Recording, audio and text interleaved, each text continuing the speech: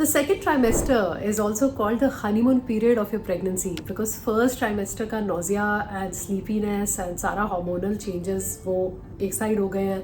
अभी third trimester की tiredness and sleeping issues आए नहीं हैं, तो ये second trimester is actually a very juicy, a very happy and बड़ी सारी ऐसी चीज़ें हैं जो इसमें आप कर सकते हो. तो उसी के बारे में हम आज बात करेंगे. So let's get started. Number 1, अपनी प्रेगनेंसी के जो भी बाहर जाने वाले काम हैं, जो भी कॉम्प्लेक्स काम हैं, जो भी ऐसे काम हैं, थका देने वाले काम हैं, उनको सेकेंड ट्राइमेस्टर में स्केड्यूल कीजिए. अब these can be the happy occasions, जैसे कि एक बेबी मून प्लान करना, एक वेकेशन प्लान करनी और बच्चे के लिए शॉपिंग करनी. Those are some of the things that you should be thinking of in the second trimester. And a couple of other things that you can think of in the second trimester is around creating a postpartum plan. अगर आपको एक you will need a nanny, you will need support, तो this is a good time to get in touch with an agency to figure out what kind of profiles they offer. You may even want to start interviewing people somewhere in the middle of your pregnancy if you're planning to have help on board. But this is going to be very very key क्योंकि आप किसी को system में already लेके आ जाना चाहते हो, not like पहले you have a baby and then you get help, because then you are adjusting to the baby and you're also adjusting to a new person taking care of the baby, which is probably not a great idea. So if you are planning to hire somebody to support you with the baby, get them on board around this time would be the number 1 tip I would have for you for the second trimester. Second trimester is the time जिसमें body wise you have a lot of strength, you have a lot more stamina than you did before. Okay, and you should totally leverage that. अपनी जो pregnancy strength है, जो stamina है, जो flexibility है, आप पक्का exercise कीजिए. अगर आप first trimester में exercise नहीं कर पाए थे, second trimester is a great place to start. अगर आप सेकेंड ट्राइमेस्टर में अपनी बॉडी को अच्छे से मूव करते रहोगे, चलते फिरते रहोगे, फ्लेक्सिबल रहोगे, तो थर्ड ट्राइमेस्टर में जाके आपको दिक्कतें कम आएंगी. होता क्या है, lot of times people just sit in their pregnancies, right? They don't want to move because obviously fine, you're tired and you're just enjoying kind of the pampering of being in bed, and all that is okay.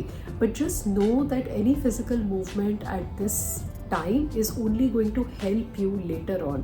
So if not for anybody else, do this for your future self. बहुत सारी चीज़ें जो हम second trimester में करते हैं ना, वो थर्ड ट्राइमेस्टर में फिर उसके हमें परिणाम देखने को मिलते हैं. जैसे कि अगर आपने अपना हाइड्रेशन लेवल अच्छा रखा हुआ है, आपने अपना प्रोटीन इंटेक अच्छा रखा हुआ है, देन थर्ड ट्राइमेस्टर में बहुत सारी दिक्कतें उन 2 चीज़ों को लेके नहीं आती हैं. A lot of times people develop many issues just because they may not have eaten properly or kept themselves hydrated. I'm not going to go more into the issues, but definitely check out some videos or by the doctors and they talk about it further. So we'll leave that to the doctors. But basically अगर आपको major issues कोई भी avoid करने हैं अपने third trimester में, तो second trimester में अपने आप को थोड़ा ऑन पॉइंट रखिए एंड अपने आप को बोलिए मैं बीमार नहीं हूँ, I am pregnant. So to be a really active pregnant person would be a great place to start. Foods के बारे में बात करें तो चांसेस आर आपकी जो नोजिया था और आपकी जो फूड क्रेविंग्स थी, वो काफ़ी आप नोटिस करोगे कि काफ़ी सबसाइड हो चुकी हैं सेकेंड ट्राइमेस्टर तक आते आते. तो आप नोटिस करोगे कि you are able to make good choices when it comes to food. The 3 superfoods that Ruchita Devekar recommends in her book called Pregnancy Notes are number 1, nutmeg, also called jaipad, number 2, foxtail millet या कंगनी, and number 3 is good old ghee. Okay, so foxtail millet के बारे में बात करते हैं because घी के बारे में तो हमें मोर और लेस पता ही है, एंड जायफल के बारे में I just tell you in a bit. Foxtail millet is more और less the consistency of suji, right? अगर आपने पहले ये नहीं खाई है तो इसको आप ट्राई कर सकते हो. सूजी की कंसिस्टेंसी की होती है और इसकी आप वही सारी चीज़ें बना सकते हो जो आप सूजी के बना सकते हो. अब honestly it is an acquired taste, ये खानी इतनी आसान नहीं होती है. So the best way that I found to have it is के आधी राइस और आधी ये फॉक्सटेल मिलेट आप लेके अपने चावल बना सकते हो, या फिर जो जैसे आप अपना उपमा बनाते हो वैसे आप उस फॉर्मेट में भी आप इसको बना सकते हो. But basically this is very very healthy for both you and your baby. ये ब्लड शुगर रिड्यूस करती है और सी रिएक्टिव प्रोटीन्स को भी बॉडी में रिड्यूस करती है, एंड सारे मिलेट्स की तरह ये HDL लेवल्स को भी इम्प्रूव करती है। अगर मीठे फॉर्म में खाना चाहते हो, आप इसका दलिया बना के खा सकते हो। Dalia is fairly palatable to eat, so you can try that. घी, हर चीज़ में घी डाल लो, आपकी घी की इनटेक पूरी हो गई।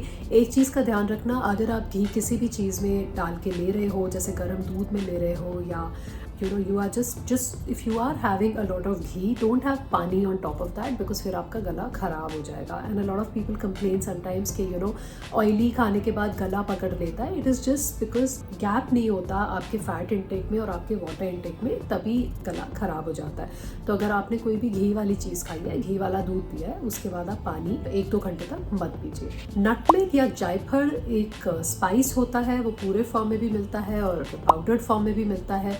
इसको जब आप रात को अगर गर्म दूध ले रहे हो, उसमें आप ले सकते हो, उसमें स्प्रिंकल कर सकते हो, अपने चावल के ऊपर स्प्रिंकल कर सकते हो। अगर आप बेसन और दूध में मिला के इसको लगा लेते हो तो आपकी स्किन बेटर होती है और आपकी स्किन पे lot of pregnancy related problems don't appear. Specially अगर आपको इचीनेस फील हो रही है निपल्स एरिया में या स्टमक एरिया में, because your stomach is expanding, jaiphal in milk is a good thing to apply on that area. सबसे सटीक तरीका जो इसको लेने का मुझे लगा, वो दूध में इसका एक पिंच अगर आप ऐड करके ले लेते हो तो it is beautiful. It really helps with sleep also.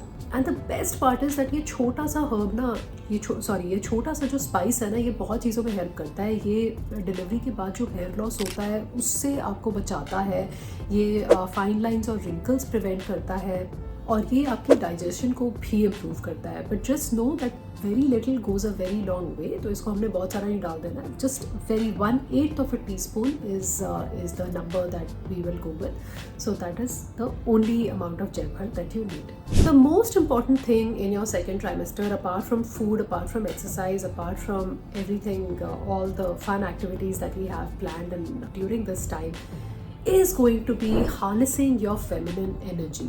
इसके बारे में I'll create of course a separate longer video, but basically when people around you are telling you to slow down in your pregnancy, they may be on to something, okay? Because idea ये नहीं है कि slow down का कि आप कुछ भी नहीं कर रहे हो और आप एक जगह पे बैठे हुए हो। आइडिया ये है कि हमें माइंड को थोड़ा सा रेस्ट देना है और हमें वो ऐसी चीज़ें करनी है जो हमारे सेंसेस को एंगेज करती हैं, जो हमारी बॉडी को एंगेज करती हैं, in a way that we are more connected with our intuition, we are more connected with nature, thereby being more connected with the feminine part of our energy. So a lot of women, we feel like, whether are we going to be good mothers, are we going to get ourselves back once we have a baby, how is life going to change, will my partner support me, will I still be myself, or will I turn into somebody else, and so on and so forth. ऐसी thoughts को combat करने के लिए, ऐसी feelings को combat करने के लिए grounding is going to be very important for you. Grounding में ही ये सारी बॉडी मूवमेंट रिलेटेड एक्टिविटीज़ आ जाती हैं। Also, journaling and meditation are going to be good activities to take up at this point. Being in nature as much as you can is going to be a great thing to do. अगर आप सुबह बाहर धूप ले सकते हो तो that will be a great thing to do. नहीं तो शाम को after work, definitely make it a point to take long walks in nature, preferably with your partner or even alone. अगर आप ये कर सकते हो, you will find that you are a lot more grounded. आपकी बॉडी भी adequately थक जाती है, सो दैट आपको नींद भी काफ़ी अच्छी आ जाती है, एंड उसी से आपका हार्मोनल बैलेंस काफ़ी स्टेबल रहता है। So please watch the other videos that are a part of this playlist in third trimester, and especially postpartum period के अराउंड आप क्या कर सकते हो, आप ऐसी कौन सी चीज़ें हैं जो आप पहले से प्लान कर सकते हो। Those might be very helpful for you at this point. And that is all I wanted to share today. So if you like this video, please consider subscribing to the channel. And till the next time we meet, please take care and bye.